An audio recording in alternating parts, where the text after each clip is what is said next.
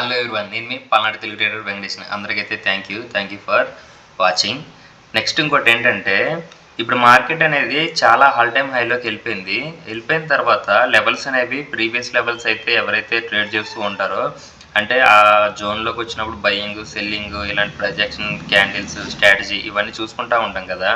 అయితే ఇప్పుడు all time హైలోకి వెళ్ళిన తర్వాత చాలామంది అయితే అడుగుతున్నారు, నేనే లెవెల్స్ అయితే ఫాలో అవుతున్నాను అవి కనుక చెప్పమని అడుగుతున్నారు. కరెంట్ అయితే ఈ వీక్లో అయితే నేను ఈ లెవెల్సే ఫాలో అవుతూ ఉంటాను. ఒకసారి అయితే ఈ లెవెల్స్ అయితే మీరు కూడా వాచ్ చేయండి. యూస్ఫుల్గా అనిపిస్తే మటుకు లైక్ చేయండి. ఈ లెవెల్స్ అయితే ఒకసారి అయితే నోట్ చేసుకోండి.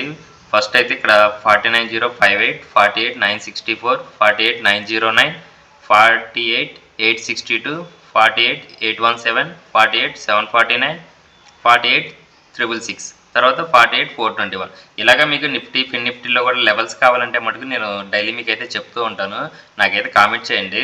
దాన్ని బట్టి నేను నెక్స్ట్ ఫిన్ నిఫ్టీలో కానీ, నిఫ్టీలో కానీ, అలాగే స్టాక్స్ ఈ మధ్య రీసెంట్గా అయితే మనం ఇంటర్డే స్టాక్స్ అయితే స్టార్ట్ చేయడం అయితే జరిగింది. అందులో అయితే మీకు అప్డేట్స్ అయితే ఇస్తుంటాను నేర్చుకోవడానికి. దాంట్లో ఏమవుతుందంటే ప్రాఫిట్ అనేది చాలా వేగంగా ఉంటుంది, రిస్క్ రివార్డ్ కూడా అలాగే ఉంటుంది. దానికి తగ్గట్టుగా నేర్చుకోవాలి. స్టాక్స్ నేర్చుకోవడం వల్ల మనకైతే మంచి గ్రోత్ అయితే ఉంటుంది. అవైతే మనం వాచ్ చేస్తూ ఉందాం.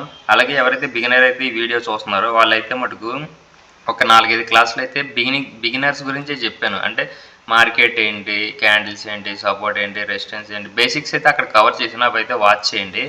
అయితే నిన్నైతే ఎంట్రీ ఇక్కడ ప్లాన్ చేద్దాం అనుకున్నాం, కానీ ఇక్కడ ఎగ్జాక్ట్గా ప్రైజ్ యాక్షన్ క్యాండిల్ ఏం దొరకలేదు, అంత సపోర్ట్ ఏం దొరకలేదు. బ్యాంక్ నిఫ్టీలో అయితే అంతగా ఎక్కడ ట్రేడ్స్ లేవని మన టెలిగ్రామ్లో అప్డేట్ చేశాను. ఇంకోటి ఏంటంటే, మన 2 స్టాక్స్ అయితే పిక్ చేసాం నిన్న. ఒకటైతే ఐటీసీ, ఒకటి ఓఎన్జీసీ. 2 స్టాక్స్ అయితే పర్ఫార్మెన్స్ అయితే మంచిగా ఉంది. ఒకసారి అయితే అందులో మనం ఇంకా గ్రోత్ అయితే ట్రై చేద్దాం.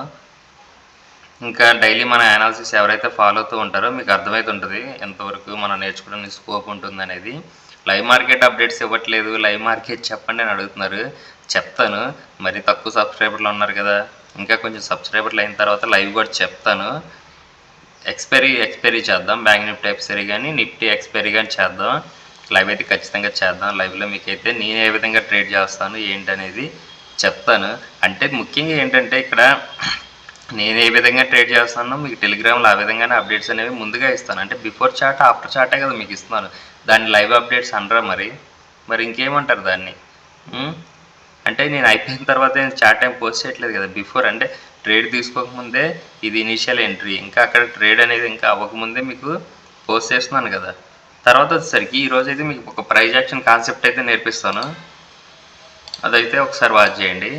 ఏంటంటే మనకి మార్కెట్ అనేది గ్యాప్ అప్ అవుతుంటుంది, గ్యాప్ డౌన్ అవుతుంటుంది.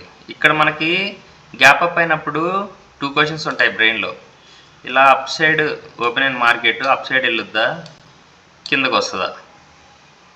ఇలా డౌన్ సైడ్ ఓపెన్ అయిన మార్కెట్ డౌన్ సైడే వెళ్ళొద్దా, యూటర్న్ చేసుకొని కిందకు వస్తుందా? ఈ డౌట్సే ఉంటాయి మన మైండ్లో. ఎప్పుడైనా సరే market gap up, gap down అయినప్పుడు ఏం చేయాలంటే, పర్సనల్గా నేనైతే ఏం చేస్తాననేది చెప్తున్నాను. ఒక ఇంపల్స్ రావాలి. ఇంపల్స్ అంటే ఏంటి? ఇలా ఓపెన్ అయిన మార్కెట్ ఇలా వెళ్ళి ఒకవేళ పైకి వెళ్తుంటే ఇలా రావాలి. అప్పుడు ట్రేడ్ ఇక్కడ ప్లాన్ చేసుకోండి. ఇక్కడ ఏం జరుగుతుందో చూడాలి. అంటే ఇక్కడ అబ్జర్వ్ చేయాలి. క్యాండిల్స్ ఏమున్నాయి, అక్కడ ప్రైజ్ యాక్షన్ క్యాండిల్స్ ఏమున్నాయి, అక్కడ నిజంగా ఒక సపోర్ట్ రెసిస్టెన్స్ ఉందా, అవన్నీ కూడా అక్కడ వాచ్ చేసి క్వాలిటీగా ట్రేడ్ చేయాలి. అంటే అక్కడ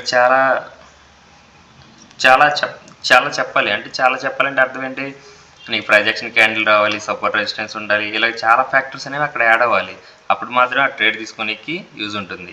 ఇది ఒక పాసిబిలిటీ. ఇంకో పాసిబిలిటీ ఏముంటుంది? ఇలా కిందకు వస్తుంటే ఇక్కడ ఇంపల్స్ రావాలి. ఇక్కడ ఏం జరుగుతుందో చూడాలి. సేమ్ ఇదే కాన్సెప్ట్. గ్యాప్ డౌన్ అయినప్పుడు ఇలా వెళ్ళే మార్కెట్ ఇక్కడ ఇంపల్స్ రావాలి. ఇక్కడే ట్రేడ్ ప్లాన్ చేసుకోవాలి. ఇలా గ్యాప్ డౌన్ ఇలా పైకి వచ్చే మార్కెట్ ఇక్కడ ఒక ఇంపల్స్ వస్తుంది, ఇక్కడే ప్లాన్ చేసుకోవాలి. ఇలా కాకుండా మార్కెట్ ఇలా రాదా అంటే ఒకే డైరెక్షన్లో ఫాస్ట్గా ఇక్కడ రికవరీ అవ్వదా, ఇలా అవ్వదా అంటే అవుద్ది. చాలా తక్కువ సిచ్యువేషన్స్లో అవుద్ది. మార్కెట్ అనేది ఎప్పుడు కూడా 90 డిగ్రీస్లో షార్ప్కి వెళ్ళి అక్కడ గ్యాప్ అయితే ఫిల్ చేయదు. ఎందుకంటే ఆర్డర్స్ అనేవి జరగాలి కాబట్టి, బయర్స్, సెల్లర్స్ అందరూ కూడా ఆర్డర్స్ అనేవి పిక్ చేయాలి కాబట్టి ఆ విధంగా అవుతూ ఉంటుంది. ఆ రీటెస్ట్లో వచ్చినప్పుడు ఏమవుతుందనేది వాచ్ చేయండి. Thank you for all.